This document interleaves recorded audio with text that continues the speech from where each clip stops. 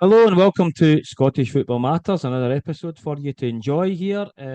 Tonight we're going to be talking about the European matches that happened during the week. Disappointing for Scottish teams, obviously, and we will review the games this weekend. But before we start, obviously we want the channel to grow, so please hit like, subscribe, all that good stuff. Get the algorithm going and get the channel growing. Um, so how you doing, mate? I'm good, yeah. Surprisingly, after that week of let's just say disappointment all round. But well, let's just go through the four games. I think because Rangers and Celtic are going to be the biggest talking points, we'll start with just quickly touch on yesterday's games. Hmm. I felt let's start with Aberdeen. I felt poor start from them. Obviously losing the goal, then the red card obviously changes it. Yeah. Really poor to then lose a second goal. But I think you need to credit that, Oh, they came back. Well they done. came back and they really dug But in and but they've they were given playing themselves 10 men, so a they chance. maybe should have won I know, but 10 at the men. same time, all you ask is that you stay in the ties. And Of course. actually, if we're totally honest, all four Scottish ties teams are still technically in the ties. None of them you'd say is 100% dead and buried because Oh yeah. as you've seen for that, I mean, anything can happen. A red card, anything can just change the momentum. But Still I a thought chance. Aberdeen they dug in really, really well to get the point. But as we've said before, I feel they're going to be a Conference League team, Aberdeen, and I think what I actually enjoyed about them was the really high press. I thought they really pressed as a team, Yeah. and I could see them causing a lot of damage in the Conference League. And I mean, not even just winning the odd game and helping the coefficient. I could with the right draw, they could progress to the knockouts. I Oh, really of believe that. course. Of course. Um, on to Hibs, disappointing, but I really felt that Hibs just had to stay in the tie because they are just so much better set up away from home. I don't know what it is at Easter Road. You've seen that last week with Partizan. To the extent you've seen that in the home game against Kilmarnock, you look at their away games this year. They've got a draw in Midtjylland. They've beaten Dundee. They've beaten Livingston, and they've beaten Yeah. Partizan. Hmm. They're obviously set up to counter attack. And That's the way David Gray's got them playing. Yeah, but what I obviously, would say it is there was works. a It there was works. a big turning point. It could have been 3-0 and they get a goal disallowed and Yeah. then Hibs make it 2-1 and that's massive, because 3-0 I think the tie is over. Oh, definitely. Uh, The goal but disallowed, as you 2-1, say. Definitely. 2-1 Yeah. if you get an early goal over there, there's none of this away goals nonsense. There's none of that anymore. It's just a case of you're a goal down. I must So ask you that. I must ask you that. What do you think? Do you think that's a good thing that they've done away with the away goals? Quickly, just absolutely, quickly. because well, I didn't mind it in general, but I hated when it carried into extra time. I thought that was the most ludicrous thing in the Oh, world. the The away goal should have counted the right at 90 minutes. Yeah, I agree with aye, you. then if it finishes one each in extra time, then it goes to penalties. But That's we're right. finding that if it finished one each in extra time after a one each, it was then counting as a two each, and that team Aye, went through and away goals. I That's know. So madness. it's stupid to play the 30 extra 30 minutes in general. Yeah, You know, play it's a the bit extra daft. 30 minutes, but just it starts again. It's just a like, away goals just forgot. But no, I think Hibs are still in the tie. As I said, I think they're better set up away from home, and I give them I'm not going to say a 50% chance, but 30 to 40% chance of going through. Mhm. Um, and hopefully they do. Fingers crossed. We'll just go back. We'll start with obviously the Celtic. My opinion was that Celtic looked sluggish from the off. I thought Kyra looked okay, but I don't think they looked a lot better than okay. They Mhm. looked organised, I'll give you that. But Yeah. I felt that it was just more about Celtic not moving the ball quickly enough. Everything was slow and I don't want to say turgid because that sounds really negative, but it was ponderous. It just wasn't going anywhere. And it Yeah. only ever felt like it was going to go somewhere when Forrest was on the ball in the first half and Yang in the second half. Everything else was just so slow and methodical. Well, what And I the will one say thing, is, oh, on on you you go. go. You finish, and then I'll come Well, in. one thing I was going to say is that I felt like Brendan Rodgers was trying to show the Bob that he didn't have a squad because he moved players about in every position. I mean, I I think agree. apart from the goalie, Carter Vickers, and probably McGregor. Everyone else moved, like because Scales started centre back, went to left back. Johnson obviously went off injured. Ralston came on. In midfield, Negrin started in midfield, went to right wing. Maeda started left wing, went to centre forward, back to left wing. There was just so much moving about, and I think that was his way all of over the place. telling the board, I don't have enough bodies. Look at what I'm having to do.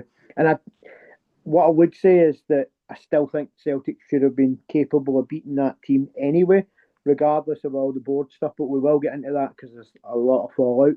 But I think just if you're basing it on the game, I still think it's 50-50. I don't think they were a great team. I wouldn't go there and go, oh my God, we can't beat that team over 90 minutes. The only problem is the travel, the horrible pitch. Oh, the airmail's definitely here. That Comes into it. It's more the circumstances than the team you're playing. Yeah. But I still think it's 50-50 that tie, and I still think Celtic. I'd be surprised if Celtic went out in 90 minutes.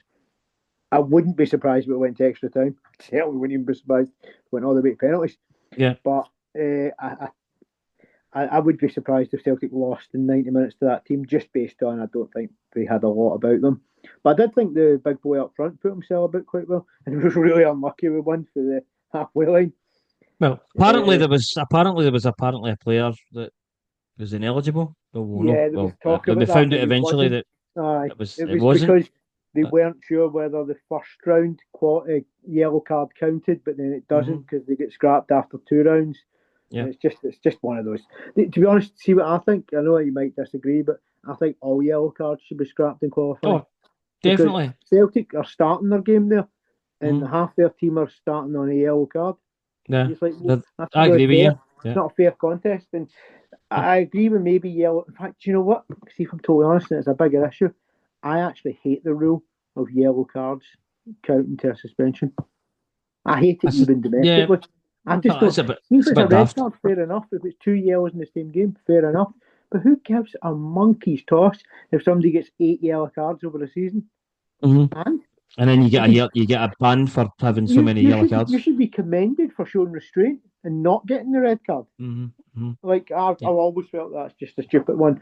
But I'll let you touch on your thoughts on the Celtic 90.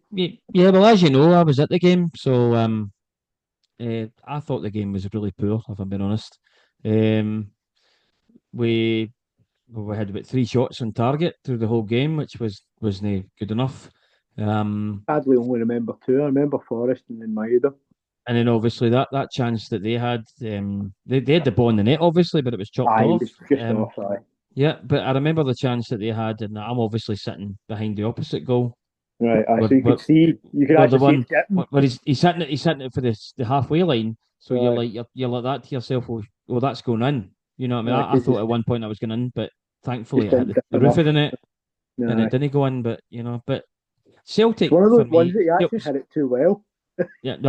But for me, Celtic should the current squad they've got, they should have enough to beat that team, regardless of new signings. There was a stat that I think they've spent 200,000 on their squad in the last 2 seasons. Yeah, and Celtic spent more on that in a development fee for Osmond. Yeah. You know, but we will touch on obviously the fallout. We'll just briefly touch on the 90 minutes at Ibrox. Well, what did you think of that? Obviously, that's your team, so I'll let you go ahead with that one. I'll be totally honest. The first 25 minutes is just about the worst I've ever seen. What did you make of the supporters leaving after 20 minutes? What's your thought on that? I don't like it. I think you should always back your team. If you've paid for a ticket, you're probably entitled to do what you want, right? I'm just saying you are entitled. You've paid that ticket. What I will say is that the ticket for the Celtic game, the ticket for the Celtic game that I paid was 29 quid. I don't know how much the Rangers ticket was, but you're not going to want to leave if it's Rangers. You're not going to want to leave that early if it's costing that or above. My opinion is it's your ticket and you're entitled to do what you want, so I don't like them walking out. But there's hundreds of thousands of fans sitting at home watching that game. Who would love to beat the game. Disgusted to see people leaving. No, they'd love to beat the game. They'd love to beat the game. And the team clearly were shell shocked by what was happening. They needed backing. Yeah. Like they needed cheered when they made a good tackle. Not that they did, but made a good tackle or a good pass or something to get them going. What I will say though is, if I can be in any way positive, because I really can't be that positive on the 90 minutes, I thought Gassama was brilliant, and sadly, apart from maybe the young left back, no one else in the team reached that level. Mm-hmm. And I'll be honest, the reason it finished 3-1 was because Club Brugge stopped playing. They chucked it. They chucked it because I actually I think they thought it was going to. protected it. I think they said this team ain't scoring 3 against us in 2 ties. So let's just protect what we've got, because you can make a stupid mistake, you can go for it too much and leave yourself open. And I think they just went, nah, that we're, even if we get in trouble, and if it had finished 3-2, I think they'd back themselves to Tanners again. But I know what you're saying, but it's risky. You sort of have to say after 3-0 they did sort of semi-chuck it, because I thought at one point I thought it could have been 5 or 6. It could have been anything it wanted to be. Butland made a really good save before half time. I think the boy cut on his left foot. It's a really good save low down. And if that goes in, I think the tie's over. But at 3-1, the tie's not over. Yeah, no, definitely. As I said, anything can happen. And then you got your second goal. Well, obviously, that got chopped off because apparently the goalkeeper had 2 hands on the ball. It's right to get disallowed on the basis of the rules, but I hate that rule. The goalkeeper had 2 hands on the ball. Did he have 2 hands on the ball? He had one on it, right? But apparently one's enough, because apparently if you've got a full hand on the ball, they're in control of the ball. Bollocks, are they control of the ball? That's the rules, right? And fair dues, by the rules, absolutely should be chalked off. But you can't tell me a keeper with one hand on top of a football is in control of it. Whatever happened to those there just competing for a 50-50? It's not like the keeper had it in his chest and would booted it out his chest. They've changed the game for a ball at the same time, and he got there a second earlier. Is he really in control of that football? I don't think so. But I'm not going to argue with the rules of the rules. I despise. As you know, they've changed the game, and obviously the offside rule is stupid as well. Because I hate the fact that the move plays on until then until it ends, and then the referee puts his flag up. I like the old way where he put his flag up when the guy was actually offside. I mean, we've seen was there not one last year where the Nottingham Forest boy get injured after that, and they ended up in a coma. There you go. Well, not even just that. The whole thing with the Kasper Schmeichel thing for last season, he obviously played international duty and he get injured from an offside goal, which was stupid. Well, I would say I would leave it there in terms of we'll catch up on what we think will happen in the second legs next week. But I think really disappointing in general for all 4 teams. Definitely. They only pick up 2 draws and 2 defeats from your 4 home games. Mm-hmm. But I would argue, well, maybe the Hibs and Rangers certainly are better away from home than they are at home, especially. And this really brings us on our next topic, because I think Rangers are crap at home because of the toxicity of that home support. And we'll start with Rangers in this one, because I think this is less of a talking point than the Celtic one, because really what I want to talk about with Rangers is I just think whether you want Russell Martin in charge or not at the start of the season, or whether you want him in charge now, he is in charge. Back your team. Give it a chance. It's been 7 weeks. Got him, yeah. For me, right, do I see this is going to work? No, not really. I'm not seeing a lot of shoots to say, oh, I can see what he's doing there. I can't. It's all over the place. It's madness. But at the same time, it's still 7 weeks. And booing the team when they're clearly struggling, it's not going to make things any better. Yeah. And it's almost like some of them want him to fail, and I hate that. Like, I would agree with you there. I think they do. And it's not right. I mean, and I don't think Rangers fans are entitled, because we're going to come on to the entitled thing, but I think they're incredibly impatient because of the club being an absolute failure for the last decade. Yeah. And to me, the problem with that is they just constantly want a rebuild, fix it, it works instantly. It doesn't work like that. Gerrard got 3 years to get it right. And in no way, at any point in those most clubs need Gerrard treated. I mean, even from a Celtic point of view, was Gerrard ever treated the way Russell Martin's been treated in his 2 years before he got it right? because There of was who moments. Steven There was Gerrard one is. game where you went, Because we get it's beat the at name. home at Avalon. That's ridiculous. There was a few wanting them out. I get that, but not to the just bitterness that's coming No, from but fans at the moment. it's the name, Murray. Obviously, that's the reason why Steven Gerrard get an easy ride, because of his No, reputation, because of his name. You know who he was, and but all if that you're kind of not stuff. even going to give a guy a chance, then what's the point? Just Of, chuck it. of I mean, course, I agree. chuck support. You shouldn't be supporting a team if you can't get behind them. No, exactly, And exactly. it's really, I hate to say it, and I don't like that I swear it, but it's doing my tits in listening to people on phone in saying, sack him after 7 games. No, do you know what? See if it doesn't work after the end of this season, sack him. Fair enough. So you're But quite happy then to keep him for the whole season, then? Yeah. absolutely, we can't just keep rinse and repeat. Even if he continues to lose games or draw games, and then you end up Even so if many points we behind. are in a position where even seconds looking dodgy, I still think we need to see it out, because I don't think, if we want to say this whole thing is, can we see Rangers improving? I don't think we can tell after 7 weeks. I don't think we'll be able to tell after 12 weeks. I think we'll No. be able to tell after 6 months or a season. That you can be Yeah. able to say, okay, does that team look better than they did in the first month? And if you can say yes, and you can see that they're maybe starting to take care of maybe the bottom six sort of teams Mm. comfortably at that point, then you go, okay, that's progress. Because last season we could beat Celtic and win in Europe, but we couldn't beat anyone else. What we need to do is learn how to just get better and like find a style that can work in Europe, work in the league, work against team that are low block, work against a team that comes out at you. But I don't want to spend too much on Rangers, because I Yeah. really just think that the fans are just incredibly impatient, and it's not going to help. And this is only going to go one way if the fans don't get behind. They're also I mean, I don't want to, as you say, you don't want to spend too much time on it. But I also heard the other day that they're actually complaining about the fact that he's not wearing a suit, a tie, or a shirt. I know, He's who cares? Like, I don't or mind club shirts. brogues.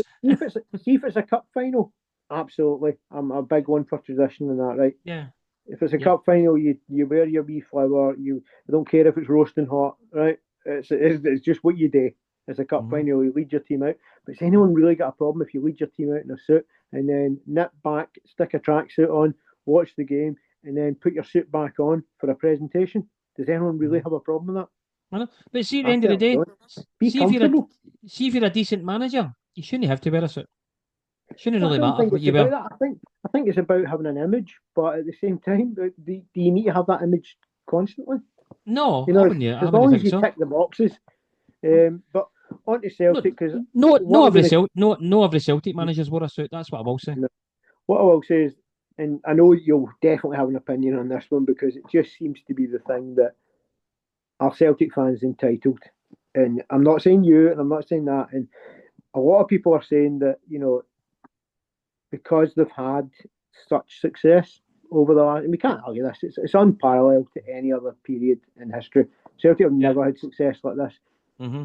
Are they becoming entitled, or do they have a genuine point that they put their hard earned cash into that club and they're not getting out in terms of monetary what they're putting in?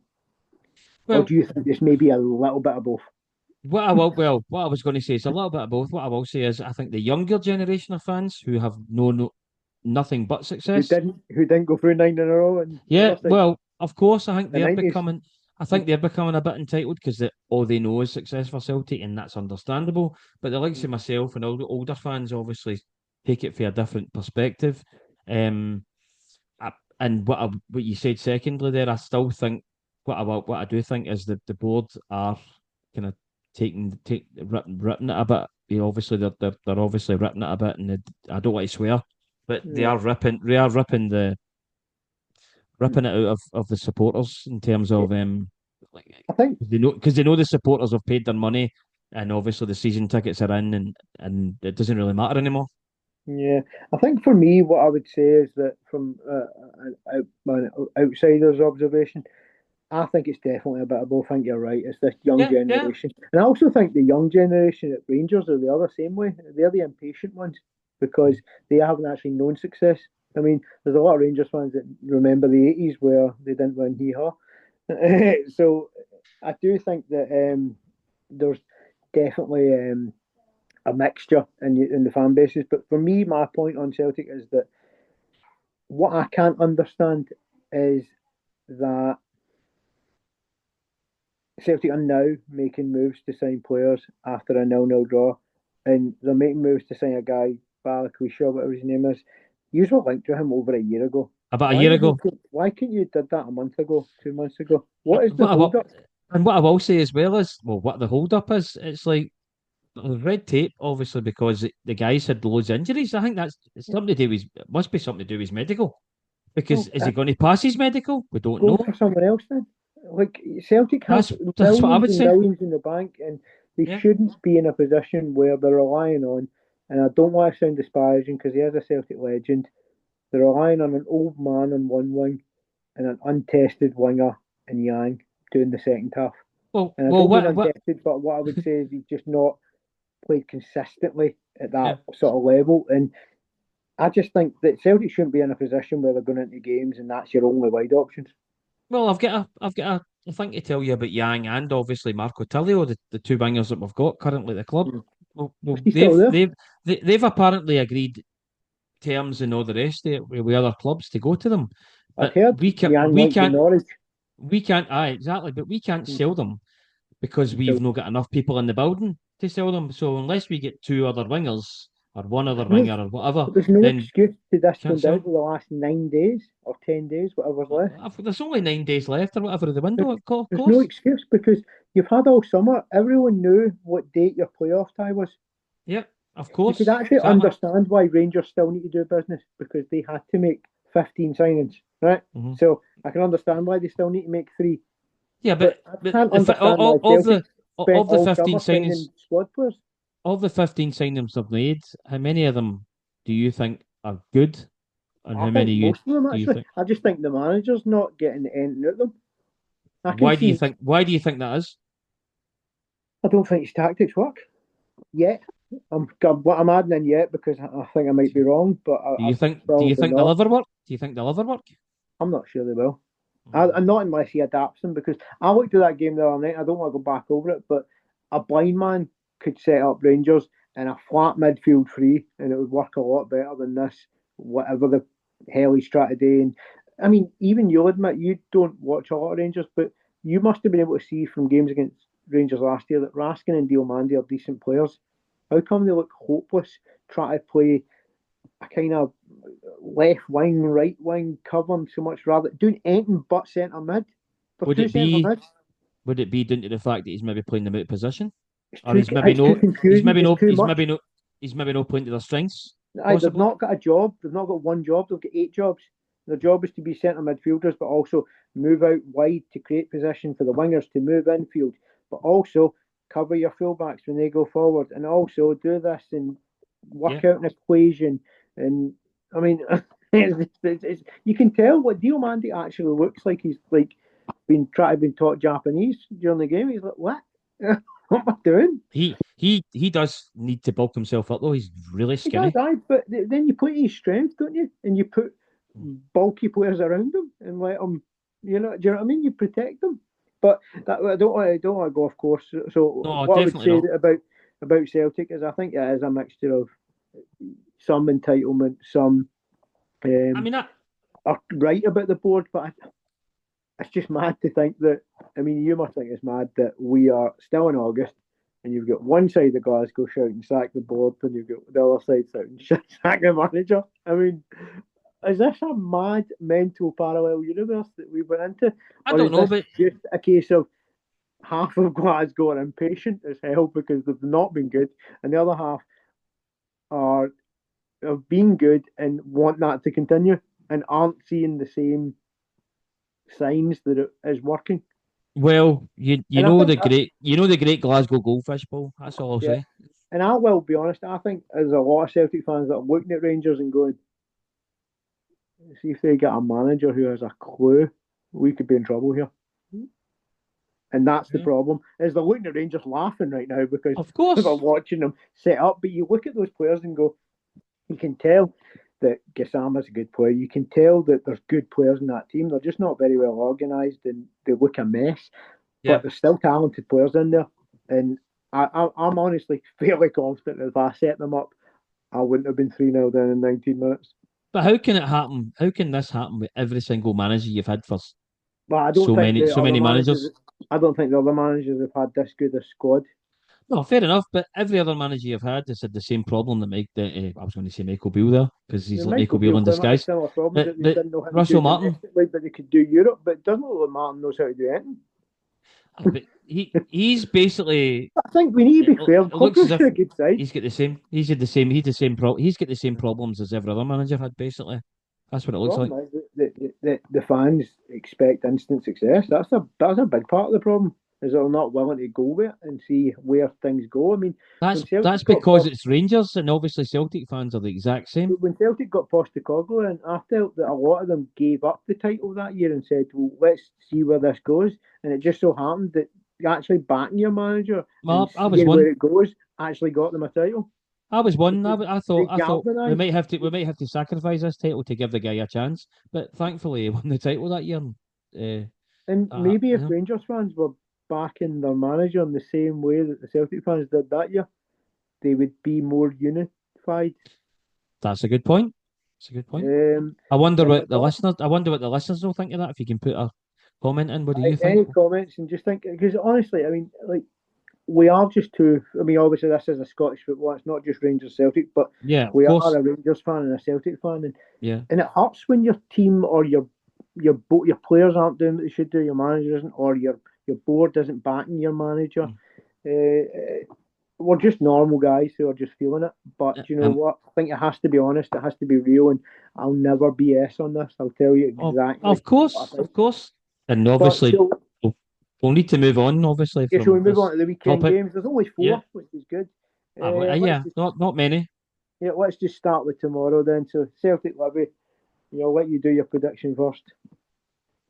I think Celtic will win the game, obviously, but they should win it.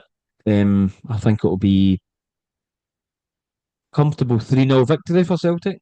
I'll say that. I'm going to go one less, 2-0. 2-0, right? Fair dues. I think it'll be comfortable, but I could see Celtic maybe being 2-0 up after an hour, making a lot of changes to maybe prepare for the Kazakhstan game, and maybe it just sort of filtering out. Nothing really happens in the last bit. Yep, you're not wrong. You're not wrong. Head up the road, mate. Go to the pub. Hearts against Motherwell. I'll start there. I think it'll be 2-1 Hearts. I don't think Motherwell will lose a lot of goals. I think Hearts obviously will need to react for going out in the cup. I think they will, but I think it'll be really tight. And I wouldn't be surprised if it was one each. I'm only going with Hearts because I could see them getting like a Shankland penalty or something. Yeah, I think Hearts will win as well, but I think it'll be a lot closer. I think it'll be the Hearts will win it. The odd goal in one, I think it'll be 3-2. Okay. If we move on to Kelly Dundee, how do you see that one going? Is Kelly's at home, obviously? Yeah. Yes. So, I think Kelly will probably win that one. If I'm honest, I mean, I don't like to have a wee slight on Stephen Presley, but he's not the greatest.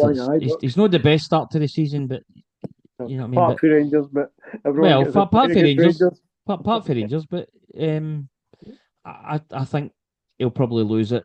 I say 1-0.